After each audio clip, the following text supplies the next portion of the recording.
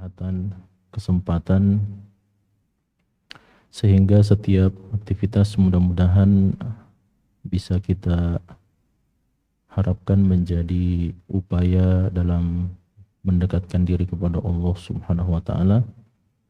Salawat dan salam semoga tercurahkan kepada Nabi kita Muhammad sallallahu alaihi wasallam, kepada seluruh keluarga, para sahabat dan orang-orang yang konsisten dengan keimanan kepada Allah dan Rasulnya sallallahu alaihi wasallam. Jamaah sekalian dirahmati Allah Subhanahu wa taala. Tadi sore saya dihubungi oleh panitia dan diminta untuk mengisi kajian pada malam hari ini antara maghrib dan isya, dan insya Allah kita akan mengangkat tema bukti cinta kepada Nabi Muhammad Sallallahu Alaihi Wasallam. Hari-hari ini banyak orang yang mengaku mereka rindu kepada Rasulullah Sallallahu Alaihi Wasallam. Nah, memang karena kita berada di dalam bulan Rabiul Awal dan kita ketahui bahwasanya Rasulullah Sallallahu Alaihi Wasallam beliau lahir dan wafat pada hari yang sama, pada tanggal dan bulan yang sama, meskipun ada khilaf di antara ulama tentang tanggal kelahiran Nabi Sallallahu Alaihi Wasallam. Namun yang disepakati oleh para ulama kita adalah tanggal wafatnya Nabi Sallallahu Alaihi Wasallam, yaitu tanggal 12 Rabiul Awal. Sedangkan tanggal kelahiran Nabi Sallallahu Alaihi Wasallam ini diperselisihkan oleh para ulama kita, meskipun mayoritas mengatakan beliau lahir pada tanggal yang sama juga dengan tanggal wafatnya beliau. Kemudian yang disepakati oleh para ulama kita adalah tahun kelahiran Nabi Sallallahu Alaihi Wasallam, yaitu tahun gajah. Beberapa bulan setelah peristiwa datangnya pasukan bergajah yang dibawa oleh Abraha dari negeri Yaman untuk menghancurkan Ka'bah atau Baitullah Al-Mukarramah. Kemudian hal yang menarik bahwasanya Rasulullah Shallallahu Alaihi Wasallam juga lahir dan wafat pada hari yang sama, yaitu hari Senin. Dalam sebuah kesempatan Nabi Sallallahu Alaihi Wasallam ditanya, "Ya Rasulullah, mengapa Anda sering berpuasa sunnah pada hari Senin?" Maka Nabi SAW mengatakan, "Fihi wulidtu," karena pada hari Senin itu saya dilahirkan, "wa fihi ub'atsu aliyya," dan pada hari itu saya diutus oleh Allah SWT sebagai seorang nabi, "au unzila aliyya," atau pada hari itu pertama kali Al-Quran diturunkan kepadaku.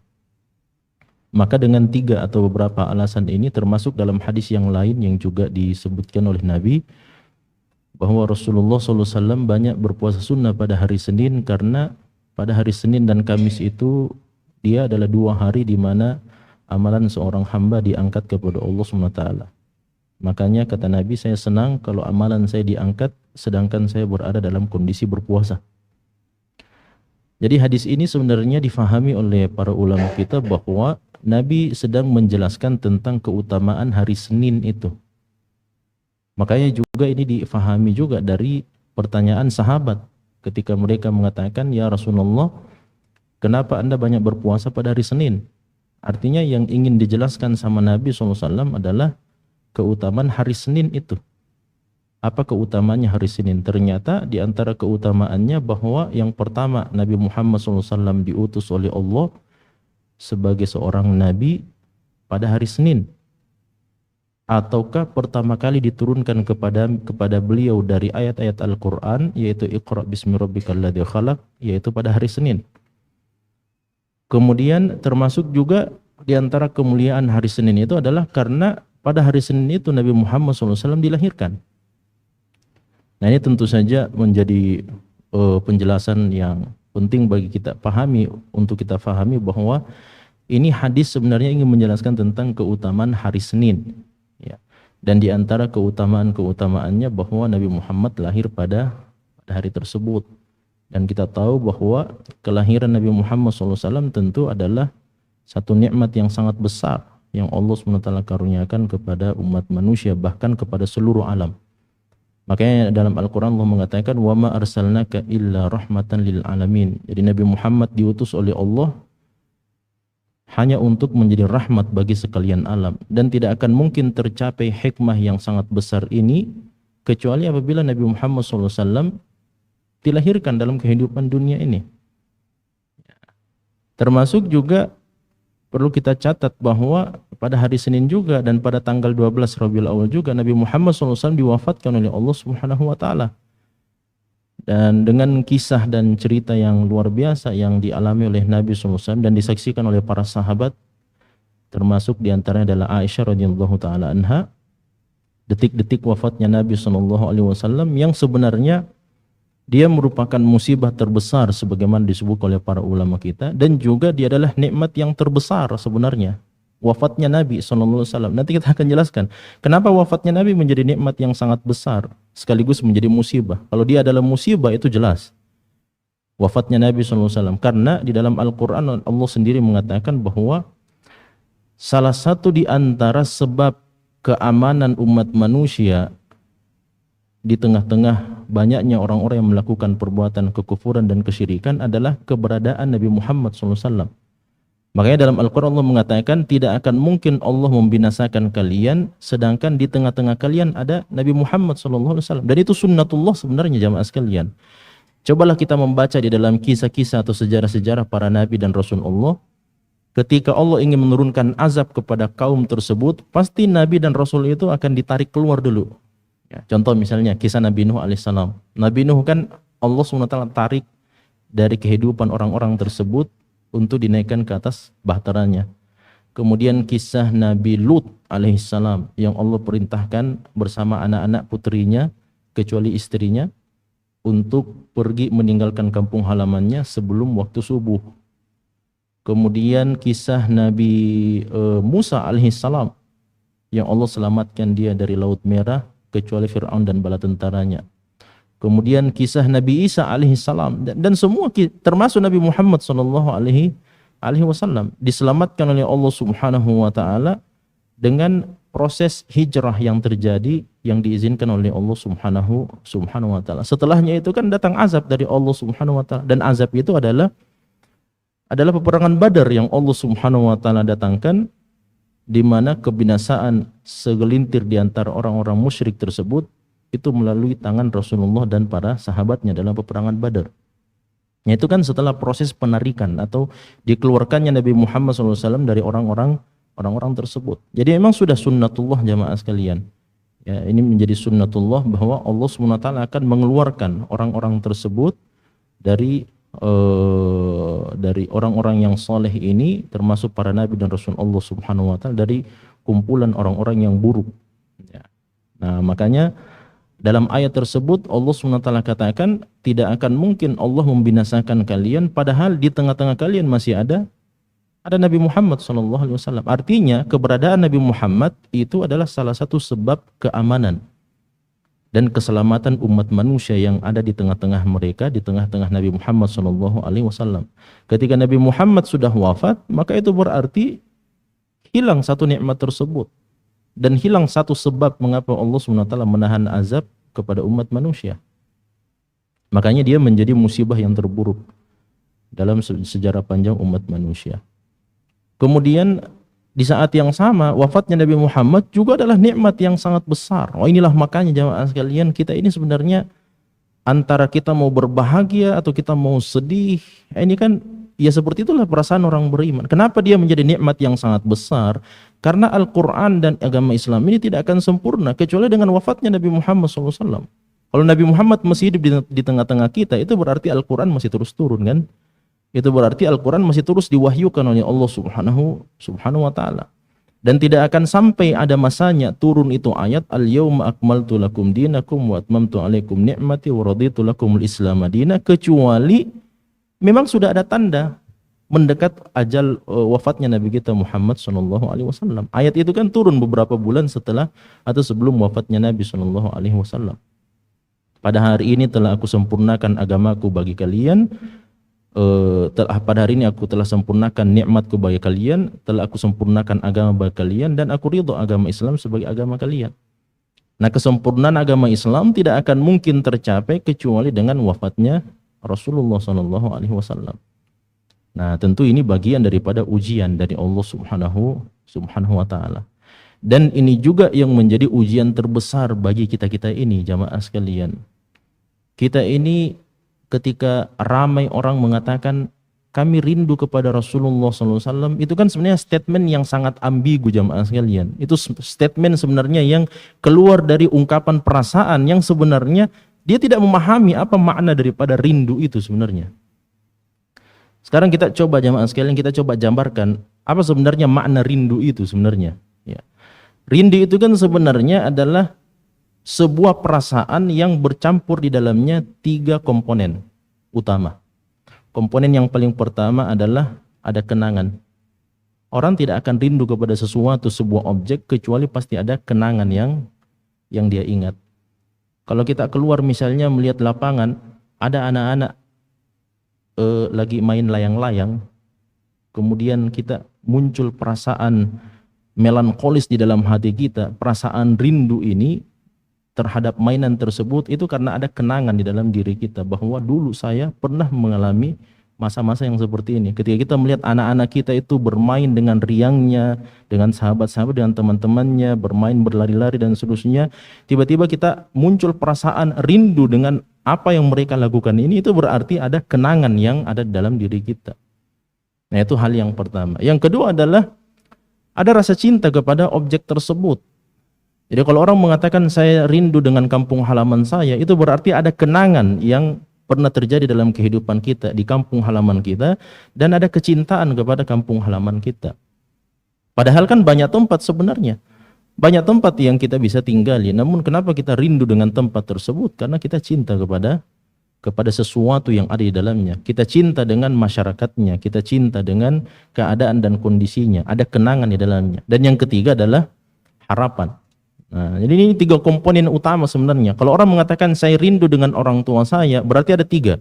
Pertama, dia cinta kepada orang tuanya. Yang kedua, dia memiliki kenangan bersama orang tuanya. Dan yang ketiga adalah dia memiliki harapan mudah-mudahan bisa berkumpul kembali bersama orang tuanya.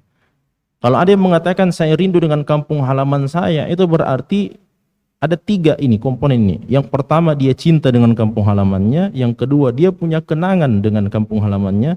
Dan yang ketiga adalah dia berharap mudah-mudahan bisa berkumpul dan datang kembali di kampung halamannya. Nah, oleh karenanya kalau ada yang mengatakan saya rindu dengan Rasulullah SAW, ya sebenarnya itu adalah ungkapan perasaan yang sebenarnya dia sifatnya adalah parsial. Kenapa saya sebut parsial? Dia hanya sifat sebahagian saja, jamaah sekalian. Paling dominan di dalam diri kita adalah harapan kita sebenarnya. Mudah-mudahan kita bisa berkumpul bersama Nabi SAW. Karena yang pertama tadi, kenangan. Kita tidak punya kenangan apa-apa bersama Nabi SAW. Tidak ada kenangan sama sekali dengan Nabi SAW. Bahkan melihat wajah Nabi SAW sendiri, kita tidak pernah melihat wajah Nabi SAW. Nah, bisa-bisanya kita mengatakan saya rindu dengan Nabi Muhammad SAW. Padahal kita tidak punya kenangan. Kita tidak pernah berkumpul bermajelis bersama Nabi. Kita tidak pernah sholat bersama Nabi SAW. Kita tidak pernah berpuasa bersama Nabi. Kita tidak pernah berhaji bersama Nabi SAW. Dan amalan-amalan yang kita lakukan tidak pernah sama sekali. Kenangan itu nol besar, jamaah sekalian. Tidak ada. Kemudian yang kedua, nah ini yang menjadi tanda tanya besar adalah cinta kepada Rasulullah SAW. Cinta kepada Rasulullah SAW inilah yang sebenarnya menjadi pondasi dasarnya. Kalau ada yang mengatakan saya rindu kepada Rasulullah, maka yang paling pertama ditanyakan adalah Anda cinta tidak kepada Nabi SAW? Kalau Anda cinta kepada Nabi SAW, maka pantas kalau Anda mengatakan rindu kepada Rasulullah SAW. Cinta kepada kedua orang tua, rindu kepada kedua orang tua. Anda cinta tidak kepada kedua orang tua kita?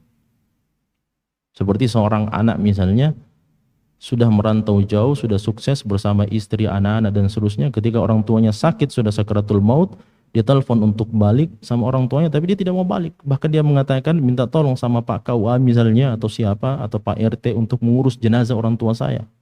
Dan saya kirimkan nanti biaya. Dan itu terjadi, jamaah sekalian. Dan itu terjadi banyak.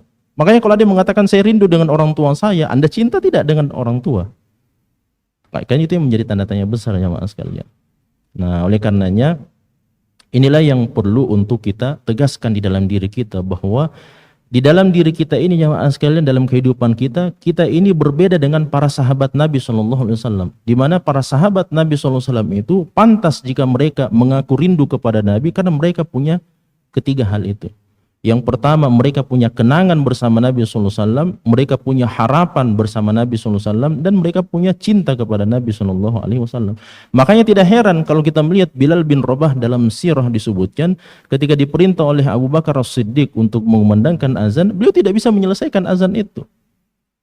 Lafaz yang pertama dan yang kedua, oke, tidak ada masalah. Allahu Akbar, asyhadu an la ilaha illallah. Pas masuk asyhadu anna Muhammad, dalam riwayat tidak disebutkan, mulut beliau, lisan beliau itu kaku dan tidak bisa menyebutkan asyhadu anna Muhammadar Rasulullah. Karena beliau punya harapan, beliau punya kenangan, beliau punya cinta kepada Nabi sallallahu alaihi wasallam. Nah, dan itulah yang ditunjukkan oleh Bilal bin Rabah sebagai tanda rindunya beliau kepada Rasulullah SAW. Itulah juga jamaah sekalian, di dalam sebuah riwayat diceritakan ketika Bilal bin Rabah sudah dekat-dekat dengan sakaratul maut beliau, keluarga beliau, istri dan anak-anak beliau, para sahabat dan seterusnya, ketika mereka datang berkunjung kepada Bilal bin Rabah dalam kondisi sakaratul maut, beliau justru mengatakan alhamdulillahirabbil alamin, segala puji bagi Allah Subhanahu wa taala. Ini kan tidak normal jamaah sekalian. Kalau orang sudah menghadapi sakaratul maut kemudian memuji kepada Allah, ketika ditanya oleh istrinya, "Mengapa Anda memuji kepada Allah Subhanahu wa taala dalam kondisi seperti ini sakaratul maut?" Maka beliau mengatakan, alhamdulillah, segala puji bagi Allah karena besok adalah momennya untuk berkumpul dan bersua dengan orang-orang yang saya kasihi dan para sahabat saya, yaitu Rasulullah, Abu Bakar dan Umar. Nah, itu kan tidak mungkin diucapkan oleh seorang Bilal bin Rabah kecuali punya kenangan, harapan dan cinta kepada orang-orang soleh tersebut, kepada Nabi SAW dan dua sahabat beliau yang paling mulia. Nah, olehnya itu jamaah sekalian, memang kehidupan kita ini berbeda memang, karena kehidupan para sahabat sebelum atau di saat-saat bersama Nabi dan setelah wafatnya Nabi SAW itu semuanya dibangun di atas tiga komponen yang tadi kita sebutkan. Sedangkan kita ini, kenangan kita tidak punya kenangan bersama Nabi SAW, harapan kita berharap kepada Allah Subhanahu wa taala. Namun cinta pun juga kita tidak, masih menjadi tanda tanya besar jamaah sekalian. Nah, yang jadi pertanyaan, apa bedanya cinta kita kepada Nabi Muhammad SAW dengan cintanya para sahabat kepada Nabi SAW? Cinta kita kepada Nabi SAW itu hanya sebatas dibangun di atas pondasi akhbar, berita. Cuman berita yang sampai kepada kita jamaah sekalian, bahwa Nabi Muhammad itu seperti ini, ada ayat Al-Qur'annya, ada hadis-hadisnya. Itu berbeda dengan para sahabat Nabi. Ketika mereka cinta kepada Nabi SAW dan mampu membuktikan cinta itu di hadapan Rasulullah SAW, itu karena memang mereka memiliki sebab-sebab yang menjadikan mereka cinta kepada Nabi SAW. Nah, di sini kita coba sebutkan jamaah sekalian beberapa alasan dan beberapa sebab yang menjadikan para sahabat itu betul-betul cinta kepada Nabi SAW. Yang pertama adalah suatu ketika Umar bin Khattab datang kepada Nabi SAW dan beliau mengatakan, "Ya Rasulullah, sesungguhnya engkau adalah orang yang paling saya cintai, melebihi cinta saya kepada orang tua saya, kepada anak-anak saya, kepada harta saya dan seluruh manusia kecuali diri saya sendiri." Artinya Umar bin Khattab masih lebih cinta kepada dirinya dibandingkan dengan Nabi Muhammad SAW. Tapi dengarkan jawaban Nabi. Beliau mengatakan, "La ya Umar, bukan begitu wahai Umar.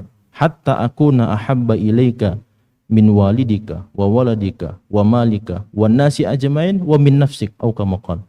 Kata Nabi SAW, bukan begitu cinta kepada saya wahai Umar. Cinta kepada saya yang hakiki, yang sebenarnya, sampai engkau mencintai saya lebih cinta dibandingkan kecintaanmu kepada orang tuamu, kepada anak-anakmu, kepada hartamu, kepada seluruh manusia, bahkan kepada dirimu sendiri.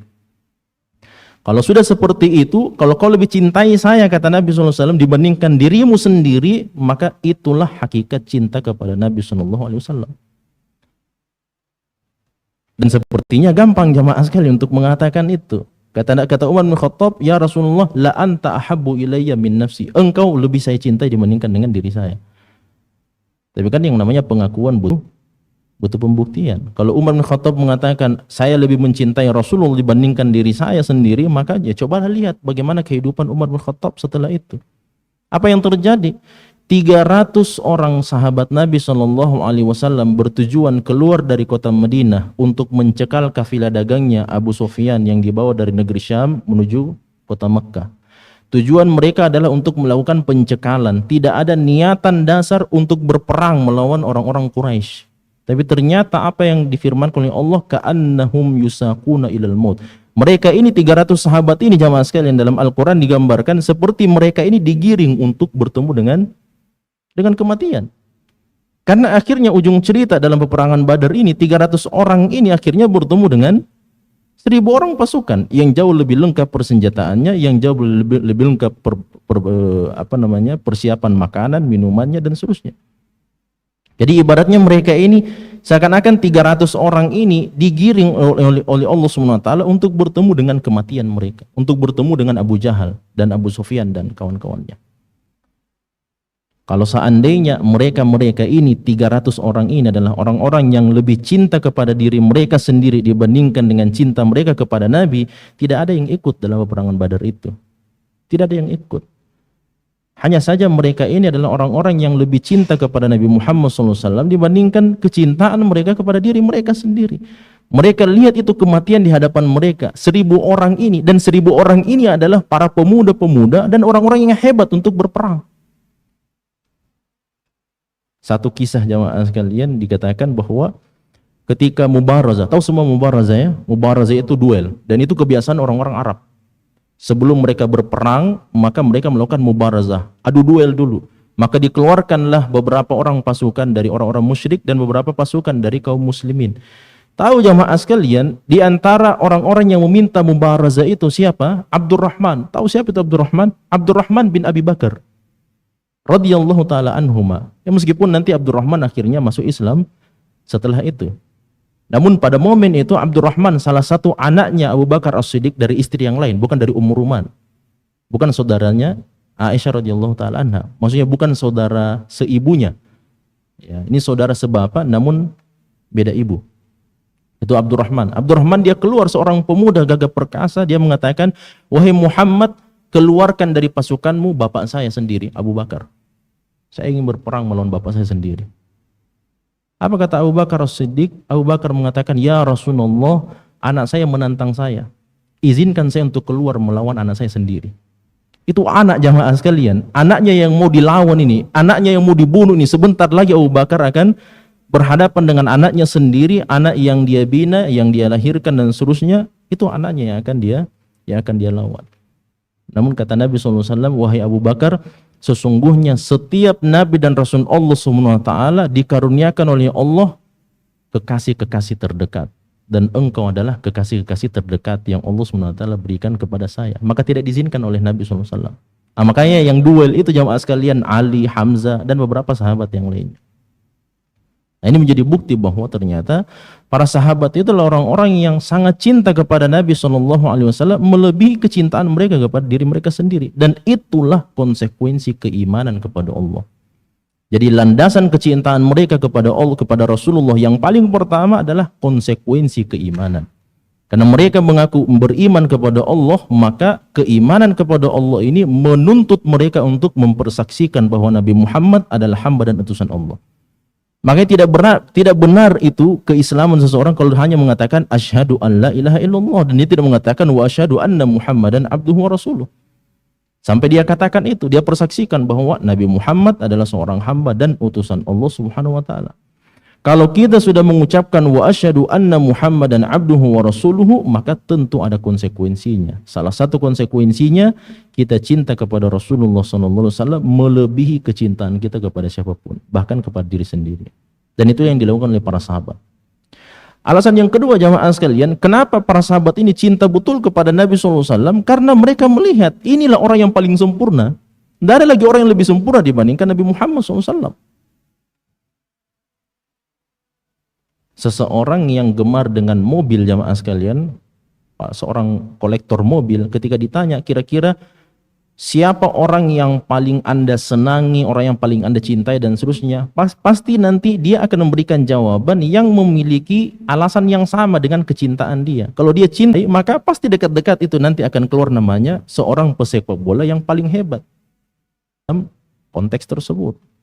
Kalau kehidupannya hanya didominasi oleh uang jamaah sekalian, maka ujung-ujungnya pas ditanya siapa orang yang paling Anda kagumi, maka dia pasti akan mengatakan siapa? Elon Musk. Karena katanya dia adalah orang yang paling kaya saat ini jamaah sekalian. Kalau ada orang, siapa perempuan yang paling cantik? Pasti seperti itu. Karena kesempurnaan yang mereka lihat pada orang-orang tersebut. Makanya Rasulullah SAW begitu dicintai oleh para sahabat karena kesempurnaan Nabi kita Muhammad SAW di hadapan para sahabat. Suatu ketika Anas bin Malik, ternyata bulan purnama tidak lebih sempurna dibandingkan wajah Nabi SAW karena kesempurnaan wajah Nabi SAW. Bilal bin Rabah radhiyallahu taala anhu ketika melihat, beliau mengatakan, saya melihat Nabi Muhammad SAW keluar dari rumahnya dengan menggunakan jubah berwarna hijaunya. Demi Allah tidak pernah saya melihat orang yang lebih sempurna dari Nabi SAW. Kalau beliau sudah pakai jubah hijaunya jamaah sekalian, beliau adalah manusia yang paling sempurna. Suatu ketika salah seorang sahabat Nabi SAW dalam peristiwa Haji Wada, ketika Nabi SAW sementara berkhutbah jamaah sekalian, ada salah seorang sahabat, karena Nabi SAW berkhutbah di tempat yang agak tinggi, sahabat ini berada di bawah kakinya Nabi SAW. Jadi beliau berada di tempat tinggi, sahabat ini tepat berada di samping kaki Nabi SAW. Maka sahabat ini karena kesempurnaan tubuh Nabi SAW dan karena keutamaan tubuh Nabi SAW, karena ini yang kita yakini. Ini keyakinan Ahlussunnah wal Jamaah bahwa tubuh Nabi itu berberkah, bisa dijadikan sebagai media untuk mengambil keberkahan dari Allah Subhanahu wa taala. Maka sahabat ini jamaah sekalian diambil kesempatan. Kita tahu bahwa ini kalau ini kaki, telapak kaki itu agak masuk ke dalam ya, sama seperti telapak tangan ini. Maka kaki Nabi SAW itu dengan menggunakan sendal beliau jamaah sekalian, itu kan ada celah di antara kaki dengan sendal. Maka sahabat ini ambil kesempatan. Dia kemudian mencoba memasukkan tangannya jamaah sekalian seperti ini di bawah di antara telapak kaki Nabi SAW dengan sendal Nabi SAW. Ketika dimasukkan seperti ini jamaah sekalian, maka dirasakan oleh sahabat tersebut dinginnya kaki Nabi SAW. Harapannya jamaah sekalian, mudah-mudahan kelak pada hari kiamat nanti telapak tangan ini jamaah sekalian akan bersaksi kepada Allah Subhanahu bahwa dahulu ketika Nabi SAW sementara berkhutbah di hadapan seluruh sahabat-sahabatnya, tangan saya ini menjadi penopang kaki Nabi SAW. Itu kan keutamaan tubuh Nabi, kesempurnaan tubuh Nabi. Salah seorang sahabat Nabi SAW pernah berjabat tangan dengan Nabi SAW. Ini juga karena kesempurnaan tubuh Nabi SAW. Sahabat ini mengatakan, ketika saya menjabat tangan dengan Nabi SAW, ternyata tangan Nabi itu lebih dingin daripada salju. Tangan Nabi lebih dingin daripada salju. Dan demi Allah, setelah 20 tahun sudah lewat kejadian saya berjabat tangan dengan Nabi itu, dinginnya tangan Nabi masih saya rasakan di tangan saya ini. Itu tidak mungkin terjadi pada diri kita jemaah sekalian. Tidak usah dicari-cari ya, atau cari-cari siapa kira-kira orang yang paling dingin tangannya di sini, misalnya kemudian kita jabat tangan. Itu kesempurnaan tubuh Nabi SAW. Kan yang menjadi pertanyaan, kenapa tangannya Nabi SAW dingin, kan begitu. Sedangkan orang yang dingin tangannya biasanya itu identik dengan orang yang lagi nervous, lagi malu, lagi khawatir dan seterusnya. Para ulama kita jelaskan kenapa tangan Nabi diciptakan oleh Allah SWT, tangan beliau lebih dingin daripada salju, karena beliau tinggal di mana jamaah sekalian? Beliau tinggal di gurun pasir. Orang yang tinggal di gurun pasir memang identik jamaah sekalian, tubuh mereka pasti mengeluarkan hawa panas. Makanya ketika mereka berjabat tangan dengan Nabi SAW dan mereka merasakan dinginnya tangan Nabi SAW lebih dingin daripada salju, itu kan satu kenikmatan. Makanya di antara air yang paling disenangi sama Nabi SAW itu di air dingin ini, air dingin. Bisa diganti barangkali ini. Itu. Jadi minuman yang paling disuka Nabi SAW itu dalam riwayat dikatakan an-nabit, rendaman buah-buahan, termasuk juga adalah air dingin. Makanya dalam hadis Nabi mengatakan, sesungguhnya air yang paling nikmat yang Allah karuniakan adalah air dingin yang diminum di musim panas. Wah, itu paling nikmat itu jamaah. Yang penting jangan kalau lagi amandel. Lagi amandel minum itu tambah-tambah. Nah, dan karena kesempurnaan diri Rasulullah SAW jamaah sekalian, sampai ketika Umar bin Khattab melihat ada salah seorang sahabat datang kemudian badannya mudah-mudahan tidak ada yang tersinggung di sini ya. Badannya one pack, tahu one pack ya? Anak mahasiswa di sini tidak ada insyaallah, karena anak mahasiswa biasanya kan kelaparan terus tuh. Ya karena lagi belajar ya. Jadi badannya one pack, tahu one pack ya? Kayak karung beras, one pack. Maka ditanya sama Umar, Ma hadza ya rajul, kenapa ini perutmu one pack seperti ini? Hadza rizqum minallah. Apa kata beliau? Bal adabum minallah. Ini bukan rezeki dari Allah, ini azab dari Allah Subhanahu wa taala. Karena apa? Kegemukan, banyak makan, banyak minum itu akan membuat tubuh malas untuk beribadah kepada Allah. Maka dalam riwayat itu disebutkan, jamaah sekalian, dalam riwayat bahwa tubuh Nabi SAW itu, dada beliau itu bidang dan beliau itu sispek. Oh, sispek ya? Ya. Dalam riwayat disebutkan bahwa tubuh Nabi SAW itu seperti bongkahan batu yang bersusun. Itu apalagi kalau bukan sispek, jamaah sekalian. Tubuh Nabi SAW.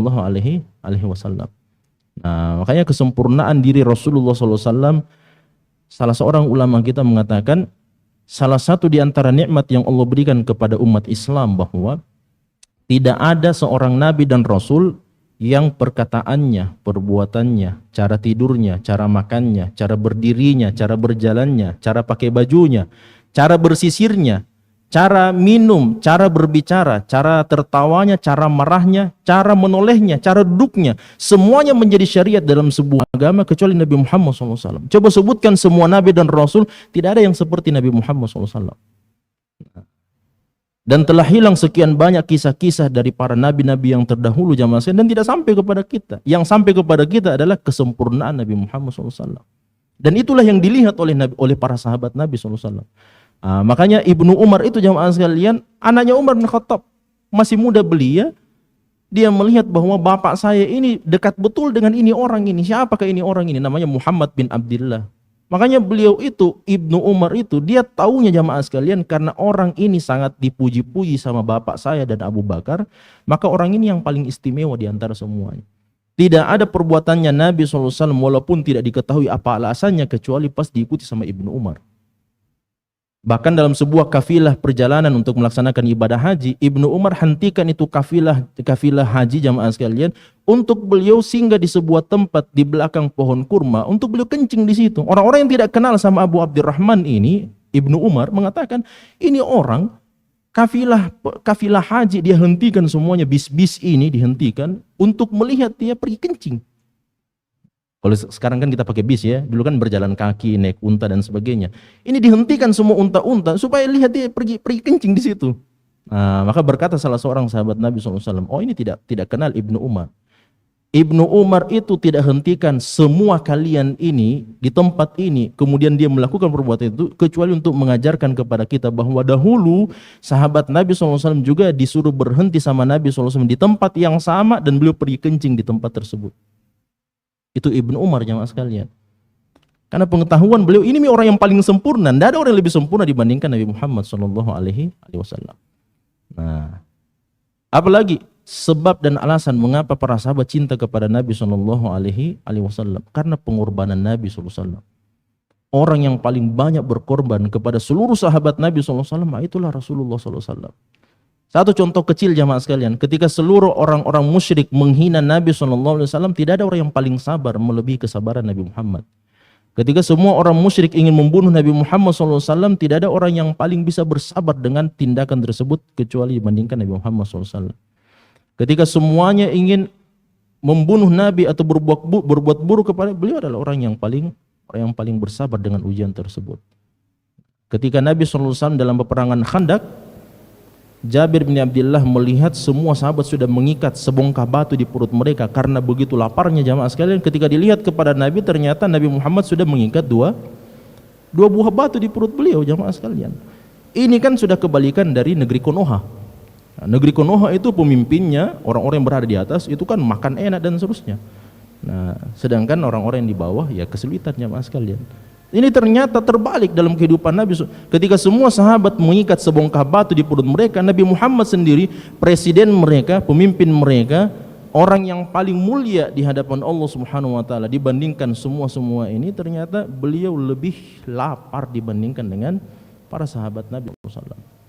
Nah, makanya mereka melihat, wah inilah manusia yang paling kita cintai, adalah inilah orang yang paling berkorban kepada kehidupan kami, yaitu Rasulullah SAW. Kenapa mereka cinta kepada Nabi SAW? Karena semua makhluk cinta kepada Nabi SAW. Tiba-tiba datang orang anak mana misalnya, anak asal mula atau anak mana, anak perintis, anak unhas atau anak umi misalnya, tiba-tiba apa tong itu Nabi Muhammad. Nah semua orang cinta kepada Nabi SAW, bahkan benda-benda mati juga cinta kepada Nabi SAW. Dalam sebuah hadis riwayat Bukhari, Nabi mengatakan, inni la a'lamu hajaran fi Makkah kullama marartu alaihi yusallimu alayya wa yuhaddithuni bir risalah, atau kama qala. Nabi mengatakan, saya tahu betul itu di kota Mekah ada sebongkah batu, setiap kali saya lewat di batu itu pasti dia sampaikan salam kepada saya dan dia menyampaikan bahwa saya itu adalah utusan Allah Subhanahu wa taala. Ini kejadian ini jamaah sekalian sebelum Nabi Muhammad diangkat sebagai nabi dan rasul. Batu itu sudah menyampaikan salam kepada Nabi SAW dan menyampaikan bahwa Anda adalah utusan Allah Subhanahu wa taala. Itu kan tanda-tanda kenabian jamaah sekalian. Ya, di antara tanda kenabian ada pohon yang melindungi Nabi, di antara kenabian ada awan yang melindungi Nabi, dan seterusnya dan seterusnya. Tapi sebongkah batu juga cinta kepada Nabi SAW. Ketika Nabi sementara berkhutbah di atas mimbar, tiba-tiba Nabi di hadapan beliau orang-orang tua, Abu Bakar, Umar, Utsman, Ali dan seterusnya. Tidak ada anak kecil yang berbicara, tidak ada anak kecil yang ada di hadapan Nabi. Tiba-tiba dia mendengar, kayaknya ada anak kecil yang menangis ini. Maka Nabi SAW cari-cari, tidak ada anak kecil. Di hadapan saya orang-orang tua semuanya, anak-anak muda semuanya, tidak ada anak kecil. Bahkan dia menangis jemaah sekalian. Ternyata Nabi SAW melihat ke belakang, di sisi kiri, pojok kiri Nabi SAW di belakang mimbar, ternyata ada sebatang pohon kurma yang sudah mati jamaah sekalian, yang sebelumnya, mohon maaf saya minta 5 menit, yang sebelumnya digunakan oleh Nabi SAW untuk berkhutbah sebagai tempat sandarannya Nabi SAW ketika beliau berkhutbah.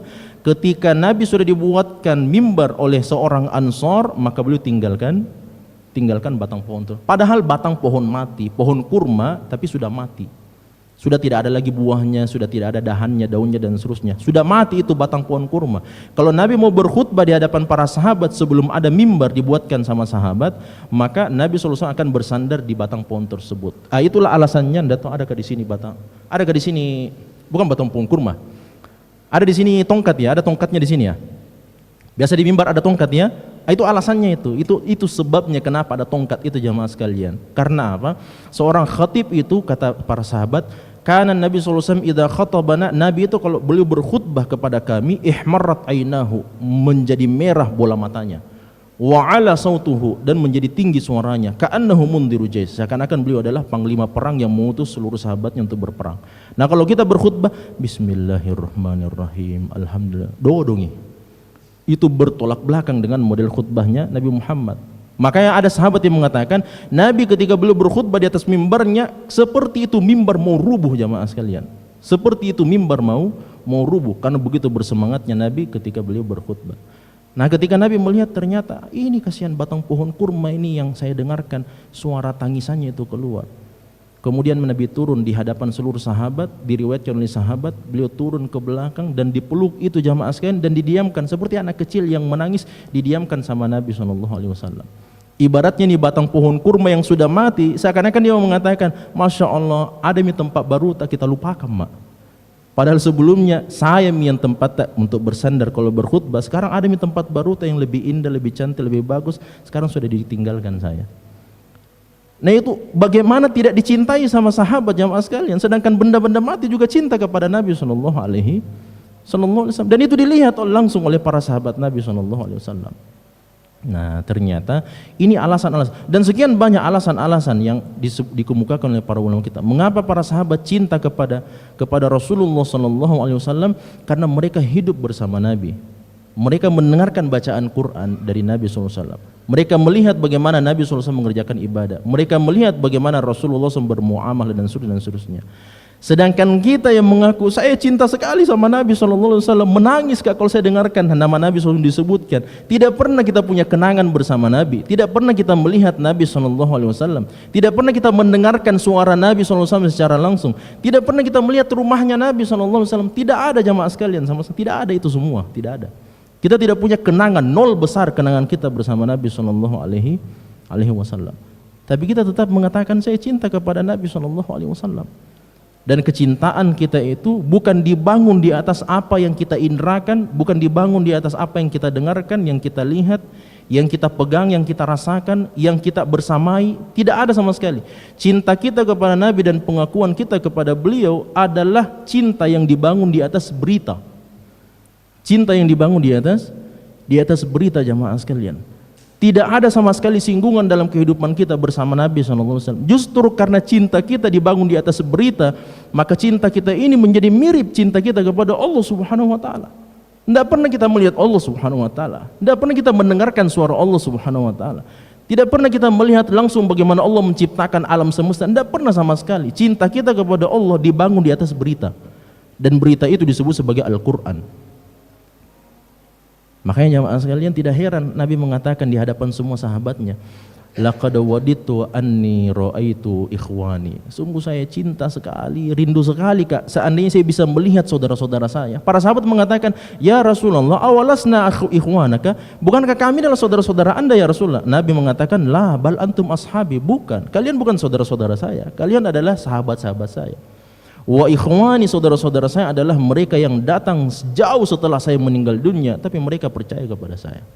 Inilah orang-orangnya jamaah sekalian. Inilah orang-orang yang dirindukan sama Nabi SAW. Dan kata Nabi dalam hadis yang lain, ana faratukum ala haudi, saya tunggu kalian semuanya di telaga saya kelak pada hari kiamat. Karena apa? Karena kecintaan kita yang dibangun di atas berita, kecintaan kita yang dibangun di atas ayat-ayat Al-Quran, yang dibangun di atas hadis-hadis Rasulullah yang sahih yang sampai kepada kita, itulah yang kita imani, itulah yang kita percayai, dan itulah yang menjadi sebab kita cinta kepada Rasulullah SAW. Menjadi sangat berat dan menjadi sangat utama kecintaan kita kepada Rasulullah SAW di sisi Allah Subhanahu wa Ta'ala, karena ini adalah ujian yang sangat berat. Ini adalah ujian yang sangat berat ketika kita mengaku cinta kepada Rasulullah padahal kita tidak punya kenangan sama sekali dengan beliau. Ketika kita mengatakan saya cinta kepada Rasulullah SAW padahal kita tidak pernah melihat Rasulullah, kita tidak pernah melihat kesempurnaan diri Nabi, kita tidak pernah mendengarkan suara Nabi SAW dan tidak pernah melihat jejak kaki Nabi SAW. Justru itulah yang menjadi pemberat timbangan kecintaan dan keimanan kita di sisi Allah Subhanahu wa Ta'ala kepada Rasulullah SAW. Yang dirahmati Allah Subhanahu wa Ta'ala. Olehnya bukti kecintaan kita kepada Rasulullah SAW sekali lagi, karena cinta kita dibangun di atas berita, karena cinta kita dibangun di atas ayat-ayat Al-Quran, hadis-hadis Rasulullah SAW, maka untuk membuktikan kecintaan tersebut, maka dengan mengikuti ayat-ayat tersebut dan sunnah-sunnah dan hadis-hadis Nabi SAW. Itulah makanya, qul in kuntum tuhibbunallaha fattabi'uni yuhibbukumullah. Cinta kita kepada Nabi bersangkut paut langsung dengan cinta kepada Allah. Katakan wahai Muhammad, kalau kalian cinta kepada Allah SWT, fattabi'uni, maka ikuti saya. Jalankan Al-Quran, jalankan sunnah Nabi, maka itulah menjadi bukti cinta kita kepada Allah dan Rasulnya Sallallahu Alaihi Wasallam. Mudah-mudahan ada manfaat jamaah sekalian. Ini yang dapat kami sampaikan. Hadanallahu yakum ajma'in wa akhir da'wana anilhamdulillahi rabbil alamin. Wassalamualaikum warahmatullahi wabarakatuh.